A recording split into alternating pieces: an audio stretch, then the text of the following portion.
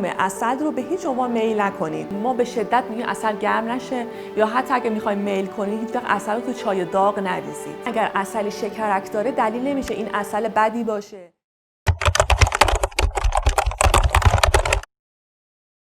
سلام، من محمد جواد همتی هستم. امروز اومدیم آزمایشگاه عسل آسا که همکار ما توی دورکام هست و عسلامون رو برای آزمایش به این آزمایشگاه میاریم و میخوایم ببینیم که راه‌های تشخیص عسل طبیعی به چه صورته.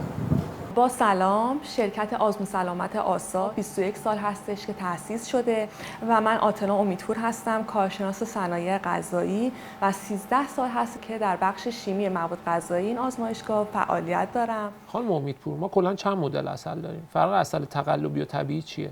عسلی که در بازار عرضه میشه یک سریش هست که مصنوعیه، یعنی از شکر درستش کردن، اسید بهش اضافه کردن و این خب یه حالت کشسانی هم داره و ظاهرش کاملا شبیه عسله ولی خب کاملا مصنوعیه و از شکر تهیه شده. یه سری هم هستن عسل‌های طبیعی هستن، ولی اون عسل‌های طبیعی هم به دو دسته تقسیم میشن.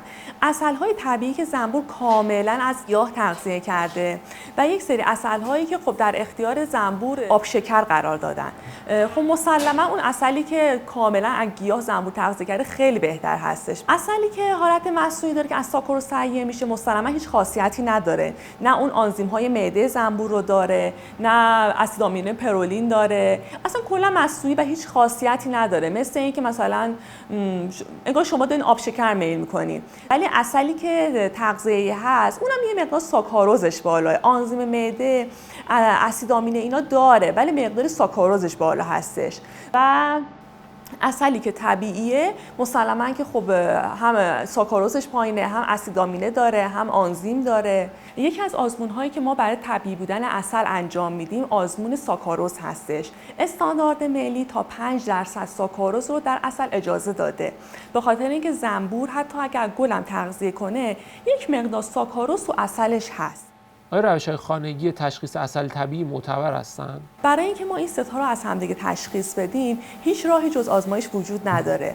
روش‌های خانگی مثل اینکه تو آب حلش کنیم، یا اینکه به ظاهرش نگاه کنیم در مقابل نور خورشید بگیریمش، یا اینکه با یه قاشق از یه ارتفاع مثلا حدوداً 20 سانتی متری بریزیمش ببینیم چقدر حالت کشسانی داره، چه جوری هستش، راستش از روی ظاهرش هم متوجه نمیشیم.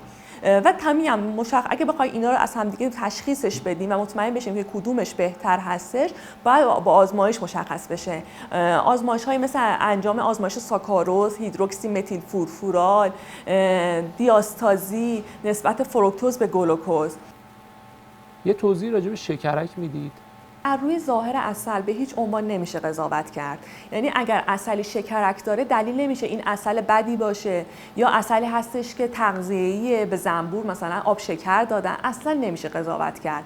چون میزان قندهای طبیعی توی عسل، یعنی منظورم همون گلوکوز و فروکتوز هستش، توی عسل بالاست، خصوصا اگه دما پایین باشه تو زمستون و یک مقدار آب عسل زیاد باشه این عسل شکرک میزنه و اصلا دلیل بر بدی عسل نیست. لطفاً عسل رو گرم نکنید چون خاصیتش رو از دست میده.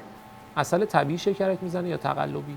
من میگم هم عسل طبیعی شکرک داره هم عسل مصنوعی. برای همین از روی ظاهرش اصلا قضاوت نکنید که بگید اگه شکرک داره پس این عسل مصنوعیه یا داره خوبه طبیعیه. رنگ و عطر و طعم میتونه یه فاکتور خوب برای تشخیص عسل طبیعی باشه یا نه؟ ببینید رنگ عسل بستگی به این داره که اون عسل مال چه گیاهیه و توی چه فصلی هستش. از زرد روشن داریم تا نارنجی پررنگ و خرمایی رنگ. اصلا نمیشه قضاوت کرد بگیم مثلا معیاری برای خوب بودنش یا بد بودنش، نمیشه قضاوت کرد. عسلی هم که داریم از گل هستش ولی خب مثلا عطر خاصی نداره، ولی دلیل نمیشه بد باشه. عسل طبیعی فقط وقتی که میچشیدش نباید مزه ترشیدگی بده. باید شیرینی طبیعی داشته شیرین باشه دیگه، ترشیدگی نده. شل بودن عسل ربطی به طبیعی و غیر طبیعی بودنش داره؟ چون معمولا عسل‌های شمال کشور رطوبت بالاتری دارن و شل‌تر هستن.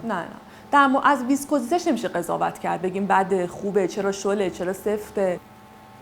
تا چه حدی زنبور داره مجاز هستن عسل و حرارت بدن؟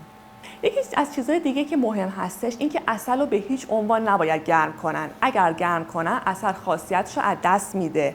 یعنی فعالیت دیاستازی، فعالیت آنزیمی، اون آنزیم هایی که از معده زنبور عسل وارد عسل شده و برای دستگاه گوارش ما مفید هستش، اون از بین میره.